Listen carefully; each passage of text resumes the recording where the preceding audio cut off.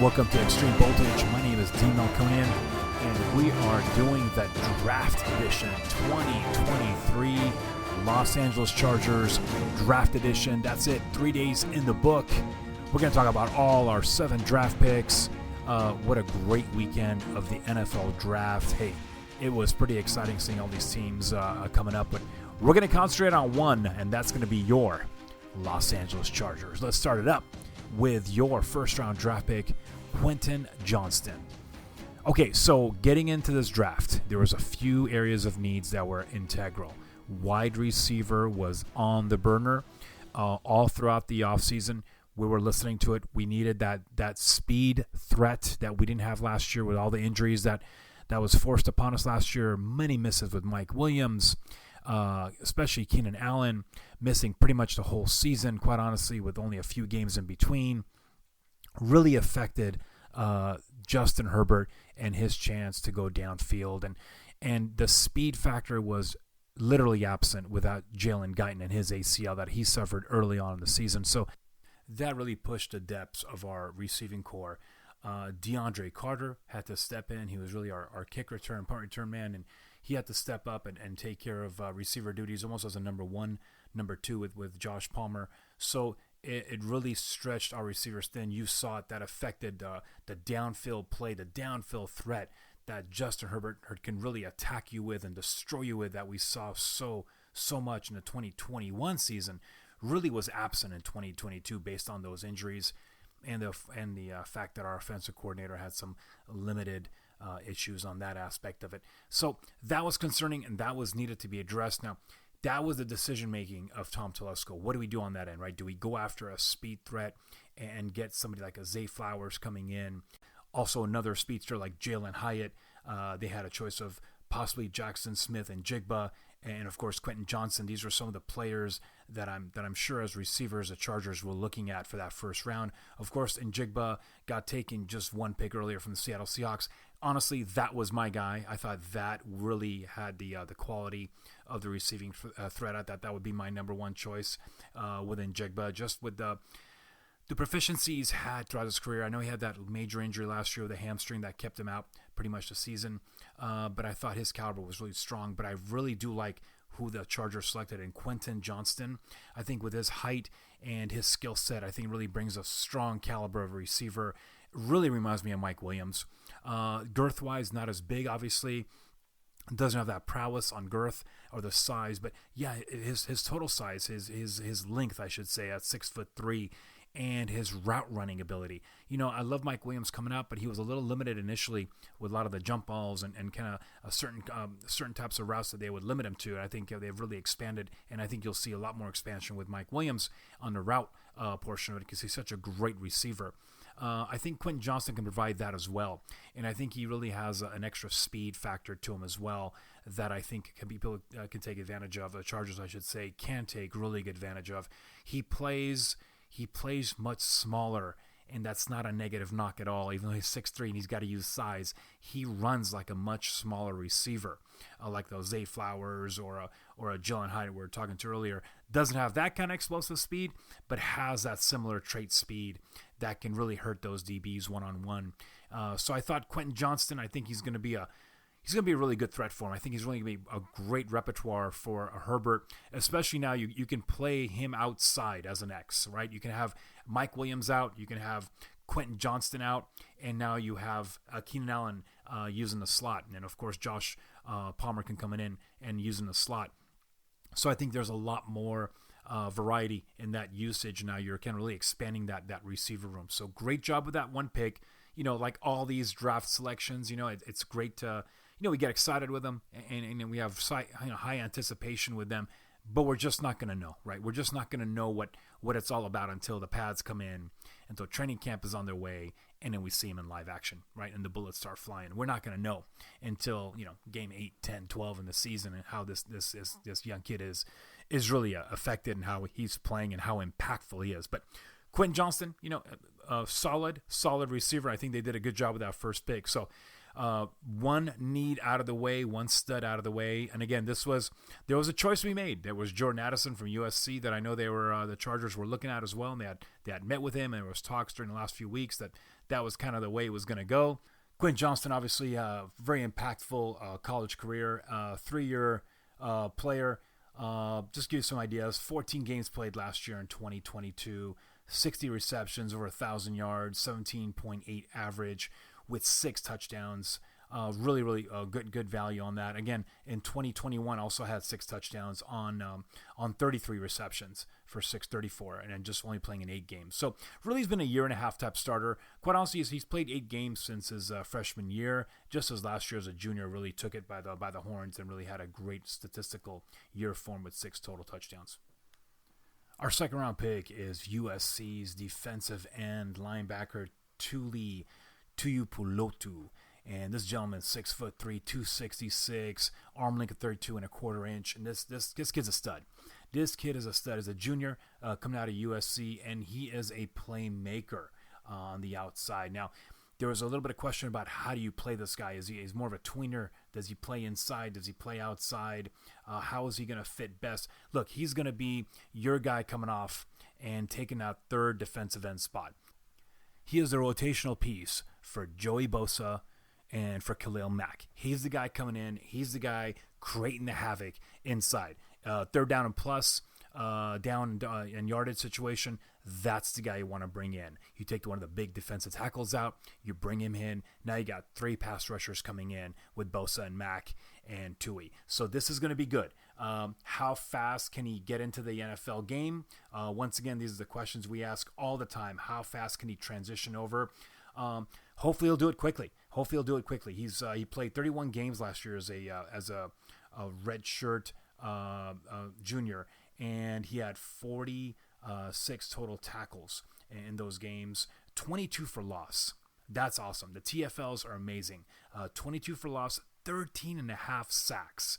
And that's coming in from a year prior that he had 24 solo tackles, 48 total, with 7.5 TFLs and 5.5 sacks. So he's a producer, and he's just going to start his career as a very young guy, and he's just starting out, soon to be 21 years of age. This kid is going to be a factor. Some people thought, okay, maybe a little bit of reach in the second round.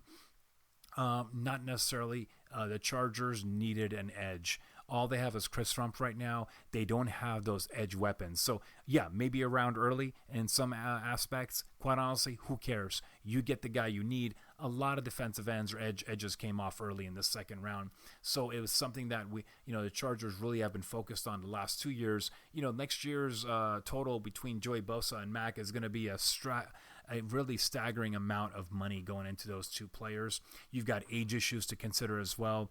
So you'll see more pieces coming in, I think, for the next year for the edge as well. And that's such a crucial position to get for the NFL. Again, 3 spots I always look for in the NFL. Hey, I don't care what you got. If you got a quarterback, you got a chance to win. You got a left tackle to protect that quarterback. Awesome. Doing a great job there because you got to protect the kid. And thirdly, you got to have an edge. If you don't have an edge, hopefully you have 2 that can play because you got to put pressure on a quarterback. You got to get out of there on third down and not have those chains moved. So those are crucial positions. Edge was desperately needed for the last number of years. Chris Rumph, 4th rounder a few years ago, is not an answer. He's just part of the solution. So this is good. To Tui coming in, it just gives you one more element to work on. And now you have four guys back there that can do the job. And now Rumph can come in as well, along with Tui, and they've got a good sub package for Mack and Bosa when they have to split up. The third round got us Deion Henley. Deion Henley's from Washington State, local LA kid, redshirt senior, 6'1", 225, 33-inch arm span. This is an interesting kid. He is an explosive linebacker, but he's had quite a history in college. 6 years in college, quite honestly. 5 of which in Nevada. Started as a freshman as a wide receiver for first 2 years. Then transitioned in Nevada as a DB, played defensive back. Extremely talented. From there, transitioned once again and played 2 more years in Nevada as a linebacker. Right, his last year as a linebacker in 2021, he posted 59 solo tackles, 94 total, with 2 tackles for losses and 4 interceptions. So very, very exciting player. He knows how he can play it. And then his last year, 2022, he went over to Washington State in the Pac-12 as a senior. Once again, 54 solo tackles, 106 total tackles, 12 tackles for losses with 4 sacks and 1 interception. So explosive player, quick twitch type, big time hitter, really can go after the ball. A lot of scouts are looking at him as a top linebacker coming out. So great to get him in the 3rd round. He has some age on him, right? He's not a real, coming out of college 6 years, that's a long time. So I think he is pro ready right now, right? He literally has, he's a sophomore basically in the NFL, the way his age group is. So I expect him immediate contributor, obviously, to special teams. But, we're looking at Kenneth Murray, right? And with the fact that just today, the Chargers decided not to keep his 5th-year option, which I think was not a secret throughout the whole offseason. It's looking like the last year of Kenneth Murray, which is fine. Use him in all his capability and let him play for you, right? Let him play until his tires fall off this year. But you want to transition this new player coming in for you, right? You want to have this kid with his experiences with Deion Henley to coming in and playing alongside our linebackers with Eric Kendricks. So this is going to be a big move. I think he's going to come in quickly and impose his will, especially on the first 2 downs, first and second downs. Let's see how he's going to perform there, but I really anticipate him learning that 3rd down linebacker role, like Eric Kendricks is going to do with DJ, and try to go out there and just really, really, really attack the pass as well. That's something he has to, I think, kind of work on. But look, he's played it as a wide receiver, he's played as a DB, so he has ball recognition skills. So I'm really curious. I'm going to be watching him. This is the guy I'm watching at camp. Okay, this I want to see. I want to see how Deion is going to really transition and what they're going to use him in. And I thought initially, again, is going to be more of a rundown situation and kind of keep him solidified in what he's doing, so there's not too much responsibility everywhere else in the field, because we don't want paralysis by analysis. We don't want to give too much. But I think the number of years he's played in college ball, especially the last few years as a linebacker, will help him in this transition. And I think those ball skills as an offensive weapon, I think that's going to also help him as well. So looking forward to seeing what he's going to do. Very active, very strong player. So I think great choice of the 3rd round pick.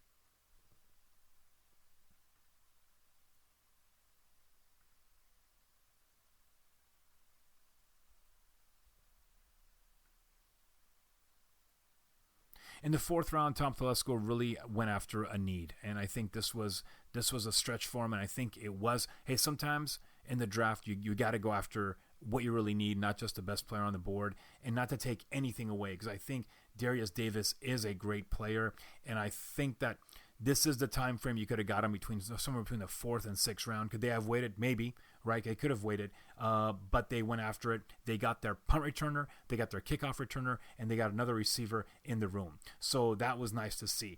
Smaller receiver, right? Small receiver and 5'8", only 165 pounds. But he is a legit speedster. Love to watch the tape on him. Look, jet sweep king. Okay, you're going to see him immediately off the jet sweep. Okay, and that's a role that he will relish and he will explode from there. He's got a lot of juice. That's one thing I'll see. I'm seeing bubble screens with him right away. You want to protect him. You've got big boy receivers in front. This is a kind of play where you have Mike Williams and Quentin Johnston out there, or even another tight end out there in a trips format where they pitch that ball to him on a quick bubble screen and let those big receivers and big tight ends pave the way for him so he can go ahead and zigzag through and navigate through the defense. He will create first downs. We didn't have this juice. This juice was gone last year with Guyton being gone, and all we had was Austin Eckler. And that's not saying that we don't have a lot, but that was the only one that the defense has to key on with that kind of juice coming out of the backfield. Now you got somebody else. I'm not going to say Darren Sproles, but my comp is Darren Sproles. I think he's much smaller than Darren Sproles in regards to girth. I thought Darren, even though he was shorter, had a little stronger built to him. He's much smaller. But I think the speed factor is much greater than that. So I think he's going to do well. He's just got to maintain what he's got. He's a smaller guy. He's got to protect himself, make sure he's durable, and make sure he's available. But hey, this is your punt returner. You lost Deion Carter, right? So this is your punt returner and your kickoff return guy. So let's make that happen. I thought that was a good, neat pick that actually worked out in the receiver room as well. So you got a teammate of QJ. So now you got his teammate out there in Darius Davis, and that's gonna be fun to watch.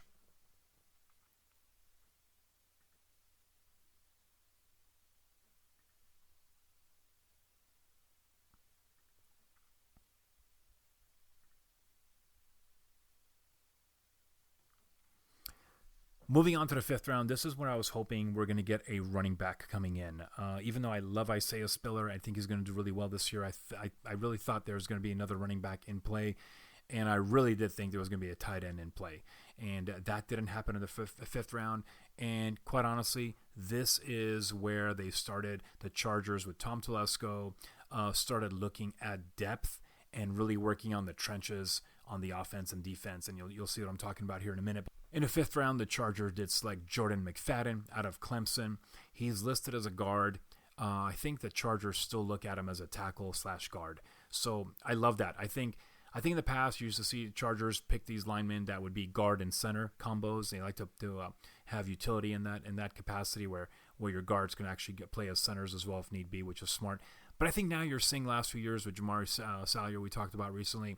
I think you're seeing a lot of guard tackle guard scenarios. So I think they like to have them cross trained in both. They like to have that aspect of these guys coming in playing both sides of the ball. And Jordan McFadden is that guy. Watching his tape, I like it a lot. Watching the tape, he's not a kind of guy that's gonna completely bully you. He's more of a finesse blocker, but I say that carefully because he will lock you down as well. He'll lock you up. I've seen that happen as well. He's not a complete type of bull type of runner where he's just going to maul you over with that size and girth. He's only 6'2", 300, which is still a good size, but he's not that kind of player. He's more of a finesse. He's more of a finesse player that can really do a good job with his tactics and his techniques. So I thought that's a good person to work with. Again, a lot of these linemen you get in these rounds, they're going to be guys you're going to work on, and you're hoping another year or two to work with these coaches to establish that kind of tendencies and skill sets to really improve their game. And I think that's what you have with Jordan McFadden. And he's played in a very successful college campaign. So with this program at Clemson, I mean, they're going to get guys who are playing some strong ball here. So I like Jordan McFadden. There were some knocks on his game in regards to aggressiveness and playability, but I think it's another guy that is definitely going to be part of your circuit. So now look, you've got your starting five. You have Brennan Hymes, you have Forrest Merrill, you've got Will Clapp as your center, and now you have Jordan McFadden as can be a swing guard or tackle. And that means you have 4 guys as reserve to your first 5. So you have 9 guys total. So I think you solidified yourself with the depth. Bring guys into camp and see how everything goes, obviously for injury-wise or anything else to be aware of. But this is your 9. This is your 9 that you have now for the offensive line, and that's a good way to go. And built this kid up. Hopefully he doesn't have to play this year, but you built this kid up and get him cross-trained in both aspects of it. Okay, moving on to the 6th round, the Chargers continued building that depth, and they did so by grabbing a stud defensive tackle out of Boise State. And this kid was actually rated much higher than what he was initially drafted here with Scott Matlock. Some numbers on him as well. He's also a 6-year player. There's the COVID year exemptions that we've had. But looking at the last 2 years, 2022, 13 games played, 26 solo tackles to go to 49 total, 6 tackles for losses with 2.5 sacks. The year prior, he had 29 solo tackles with 7 sacks and 8.5 tackles for losses. So really, really great tape and great stats on him, especially the last 2 years that he played substantial football. He's a big, big player that will come in immediately. this is another one of these cats that are going to come in quickly and be a part of the rotation, especially with the Austin Johnson injury this year, also Otto injury this year from UCLA.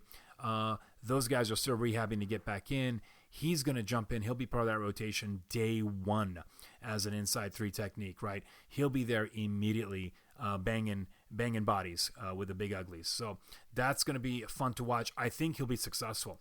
I think this kid has been selected at a great location. He would have been a 4th or 5th round draft pick, and I think they got him at a great spot.